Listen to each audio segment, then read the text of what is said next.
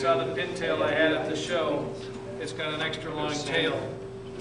That extra long tail is made out of hard maple.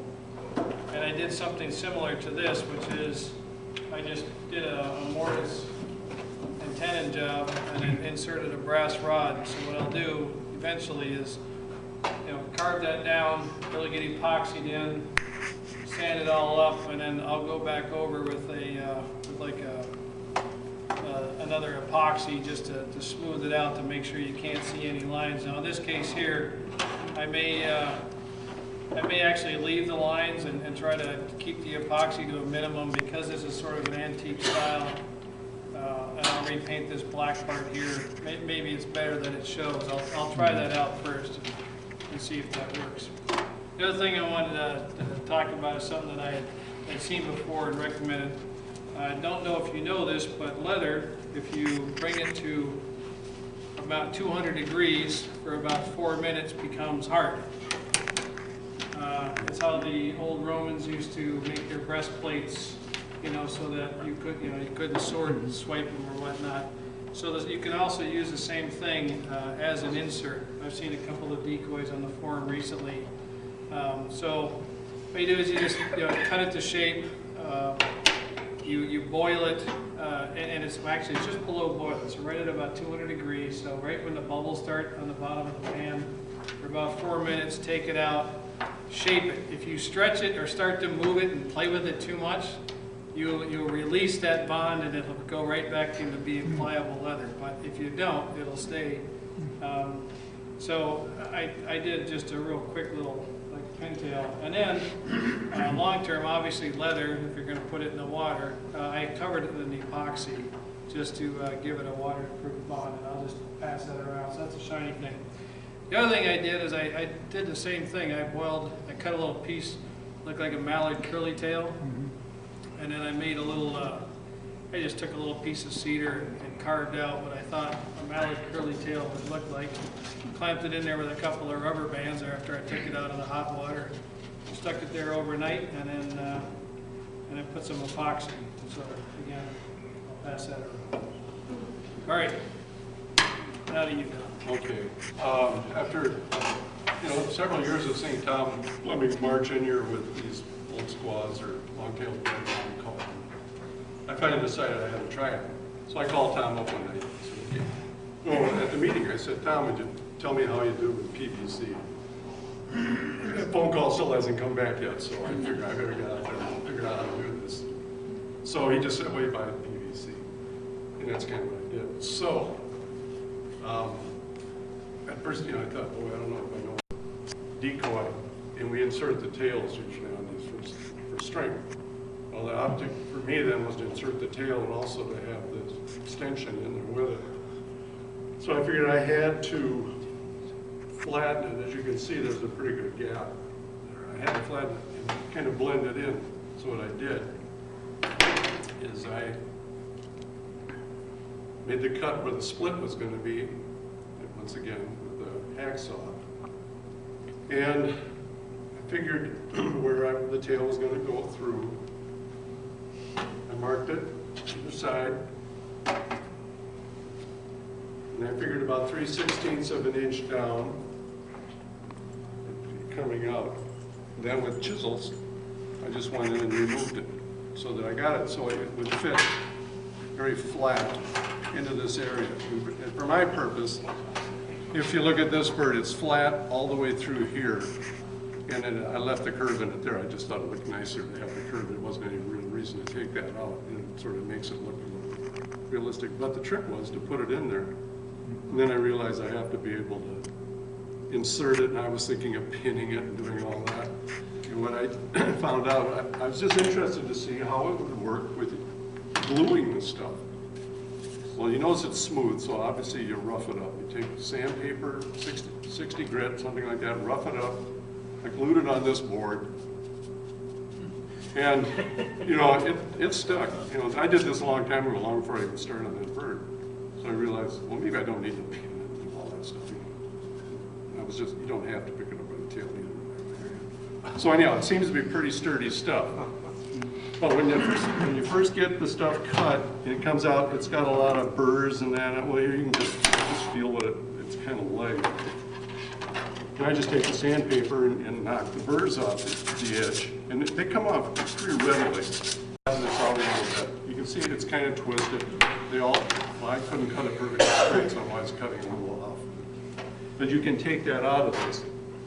I used a heat gun. I use this actually for my business. When I'm working with horses, I do some acrylic work. I have to heat stuff up on their feet. And this I thought, what the hell? I'll try this thing out, see how it works. So, I work with heat, but I'm not that tough. It isn't that hot. As long as you don't run it over your fingers. So I would just sit here and heat it.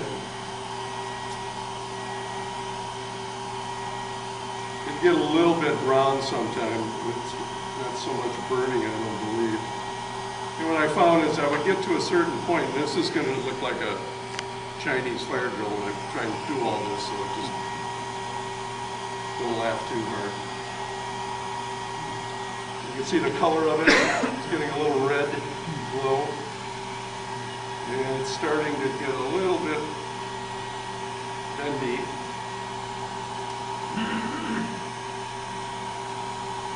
Your other alternative would be to use a propane torch.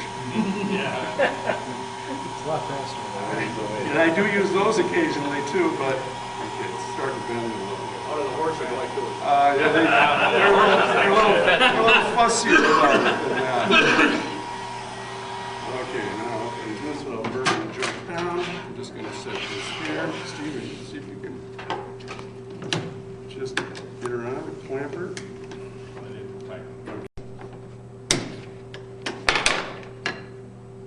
It's flatter. I don't know if you saw when I held it up before, but you could definitely see a gap. You know, that curve definitely is there, but you can flatten it out. So that's what I did with this. I made sure I flattened it out right to the end here. All right, having done that, my next step is to cut it and try to make the forked tail.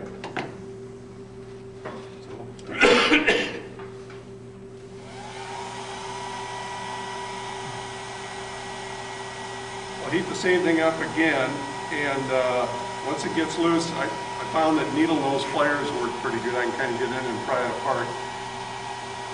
And you just sort of push and shove until things come around. The thing is, if it doesn't look right, just reheat it. It'll come around.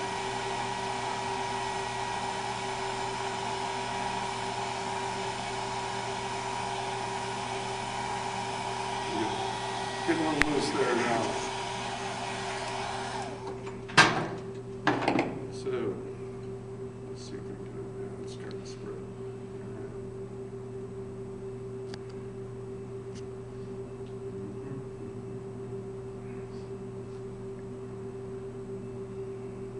It's like prom Huh? Easy to forget to grab with your finger. It's not that. Okay. Yeah, it gets a little warm. So, no, there's no blisters on it. The only is if you touch the end of it, that's smart. So, let it set up here for a minute. Doesn't take it. I can still move it around a little bit here, but it's about that, like that, kind of like that. Then, what I did, and I'm just talking about this particular project, is I didn't want the tail this wide. But I didn't want to cut it down real narrow either and then do this because I think I'd have a noodle I'd be chasing around. So you basically, there you go. Oh, sorry, Steve. I didn't want too close to home. Okay. So I just kind of drew in the where I would like the line to be for this. Come off. I don't know if it's going to be, you can see it well enough, but You guys see that? Kind of there's a line coming down here, line coming down here, it comes up me. That's just a guideline because now I'm going to use the heavy equipment. Get off the glasses here. All you Dremel tool guys, yeah, you know, did this. The other night I loaded this thing up and I must have touched it on something. Next thing I knew, it was 90 degrees pointing that way. So I put it on my anvil and I beat the thing straight and figured, we'll see if it works. And it kind of does. So. Not bad. Not bad. Okay. So what I do, don't do it to me now. I'm going to keep on running. This goes in really nice. Pretty easy to get into it.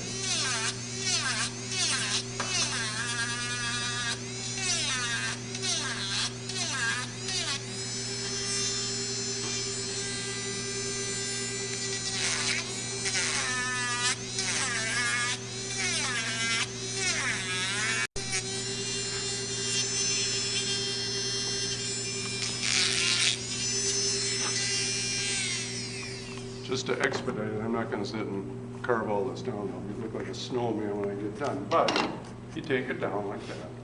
Break it down. And your points, you just scribe these in and then you can remove them also with the grinder. Excuse me.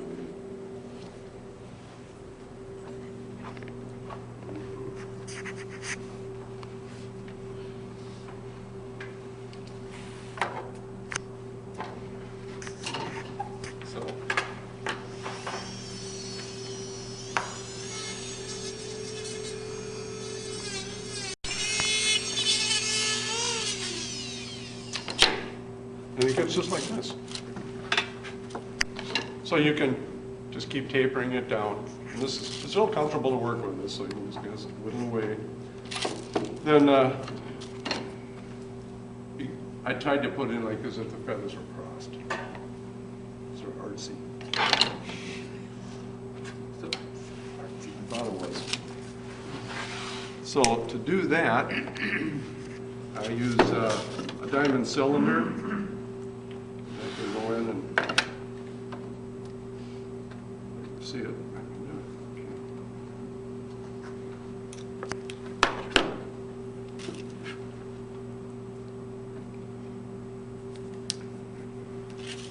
You can pass this one around if you want to just look at it. I'm going to make the cut. I'm going to, with a cylinder, just carve this one down so it looks like they're overlapping. That's just an example of it there.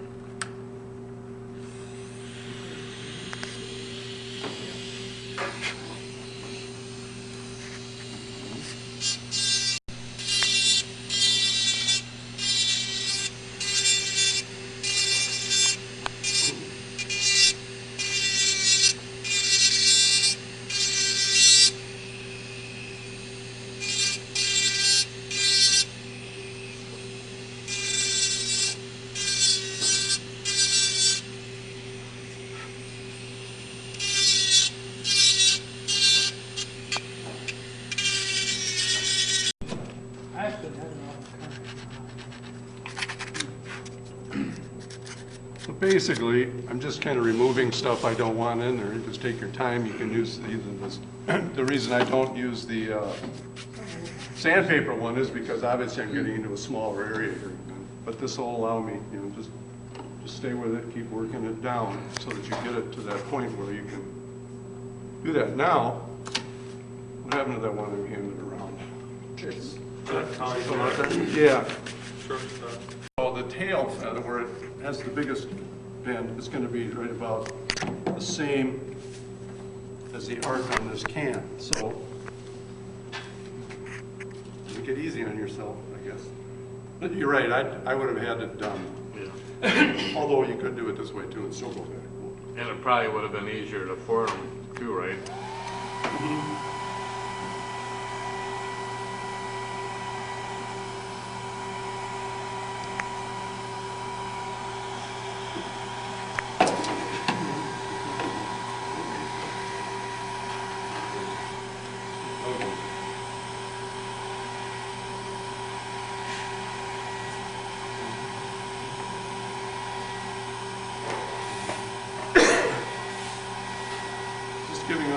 fumes anyway?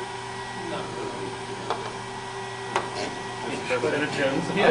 Then you gotta bring it from about here back around, so. If you guys can stand it for another minute or two.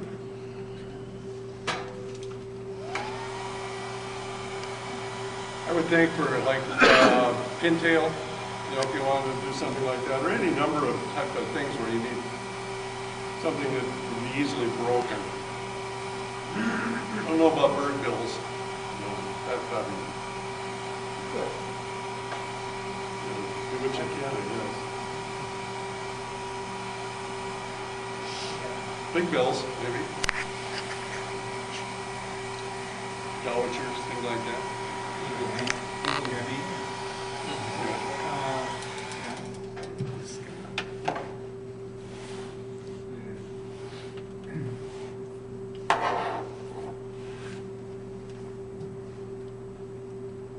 Actually, you just start playing with it.